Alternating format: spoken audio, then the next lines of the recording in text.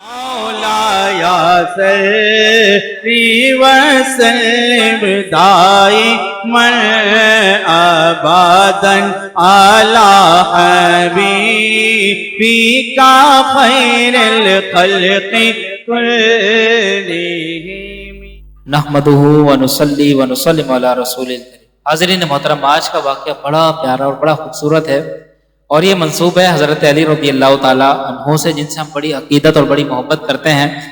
تو ہوا یہ، دیکھیں مشکات کے اندر، اور ایک کتاب کا آپ کو ریفرنس اور دے دوں، حجت اللہ علی العالمین، اس میں یہ واقعہ موجود ہے کہ مقام صحابہ میں نبی کریم صلی اللہ تعالیٰ علیہ وسلم نے نماز ظہر ادا فرمائی، اور پھر حضرت علی کو حضور نے کسی کام کے لیے بھیج دیا۔ حضور صلی اللہ تعالیٰ علیہ وسلم حضرت علی سے بڑی والہانہ محبت فرماتے تھے، تو کسی کام کے لیے سرکار نے حضرت علی کو بھیجا، تو حضرت علی روانہ ہو گئے، یہاں تک کہ نماز عصر کا وقت آ گیا۔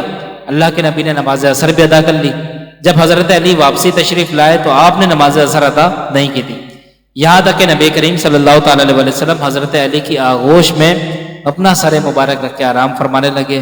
دوستو، اللہ اللہ کیا خوب سما ہے، ایک طرف شیر خدا ہیں اور ایک طرف محمد رسول اللہ ہیں۔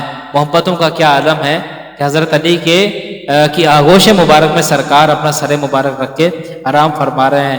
آسمانوں نے کیسا مبارک منظر دیکھا۔ ایک وہ وقت بھی تھا کہ جب صدیق کے ساتھ حضور غار میں تھے، تو صدیق کے آغوش میں حضور آرام فرما رہے تھے، اور یہاں حیدر کرار ہیں۔ تو حضرت علی رضی اللہ تعالیٰ عنہ اس کو اپنا فخر محسوس کر رہے تھے، لیکن آپ کے دل میں ایک فکر بھی تھی، اور وہ یہ تھی کہ اللہ کے نبی نماز کا حکم دیتے ہیں اور نماز قضا کرنے سے منع فرماتے ہیں۔ عصر تو میں نے پڑھی نہیں، اب اگر عصر پڑھتا ہوں تو حضور کی نیند میں خلل واقع ہوگا۔ تو ایک طرف حضور کا آرام مبارک ہے، ایک طرف نماز ہے۔ تو حضرت علی نے بڑا مبارک فیصلہ کیا، وہ یہ تھا کہ بھئی نماز بھی تو حضور کے دم قدم سے ہے، نماز بھی تو حضور کی اتباع کا نام ہے۔ آپ نے حضور کو بیدار نہ فرمایا، بلکہ حضور آرام فرماتے رہے، یہاں تک کہ جب اللہ کے نبی بیدار ہوئے تو سورج غروب ہو چکا تھا، مغرب کا وقت ہو چکا تھا۔ حضرت علی کے چہرے انور کی طرف اللہ کے نبی نے نظر ڈالی تو بڑا غمگین پایا، پوچھا علی کیا ہوا، کیوں پریشان ہو؟ فرمایا یا رسول اللہ آپ آرام فرما رہے تھے، میری نماز رہ گئی۔ پوچھا علی ادا پڑھو گے یا قضا پڑھو گے؟ حضرت علی نے فرمایا یا رسول اللہ ادا پڑھوں گا۔ اب دیکھیں یہاں پر پتہ لگا کہ حضرت علی کا عقیدہ تھا کہ اگر میں کہوں گا ادا پڑھوں گا تو حضور ادا بھی پڑھوا سکتے ہیں، کیونکہ حضور اصل شارع ہیں، حضور کو اللہ نے اختیار دیا۔ تو اللہ کے نبی نے وہ آفتاب جو غروب ہو چکا تھا اس کی طرف اشارہ فرمایا، اور وہ آفتاب واپس پلٹ آیا۔ وہ شاعر نے کہا، اعلیٰ حضرت کا بڑا مشہور شعر ہے کہ مولا علی نے واری تیری نیند پر نماز، اور وہ بھی عصر کی سب سے جو اعلیٰ خطر کی ہے۔ حضرت علی تو قربان کر چکا، اب اس کا ریوارڈ کیا ملا؟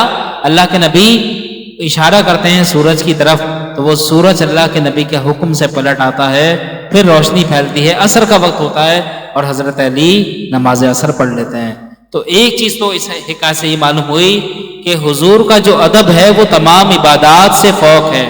ایک طرف ادب مصطفیٰ ہے، ایک طرف عبادت ہے، تو افضلیت حضور کے ادب کو حاصل ہے، اور ادب ہی سب سے بڑی عبادت ہے۔ شاعر نے کہا کہ ادب پہلا کرینہ ہے محبت کے کرینوں میں، تو محبت کے اصول یہاں پر حیدر کرار نے سکھائے۔ حضرت علی سے بڑا کوئی صوفی نہیں، کوئی ولی نہیں، کوئی یوں سمجھ لیں جلیل القدر حضرت علی سے بڑھ کر کوئی ولی کامل نہیں ہے جو مقام حضرت علی کو حاصل ہے، جو صحابہ کو حاصل ہے، لیکن اس کے باوجود اتباع اپنے نبی کی اور حضور کے ادب میں کوئی خلل واقع نہ ہونے دیا، تو نتیجہ یہ ملا کہ اس کی برکت سے حضور کا ایک معجزہ ظاہر ہوا۔ تو دوستوں، ہمیں بھی چاہیے کہ نمازیں قضا نہ کریں، اور جہاں حضور کے ادب کی بات ہو تو وہاں حضور کا پورا ادب اور احترام کریں۔ اللہ تعالی ہمیں عقل سلیم عطا فرمائے۔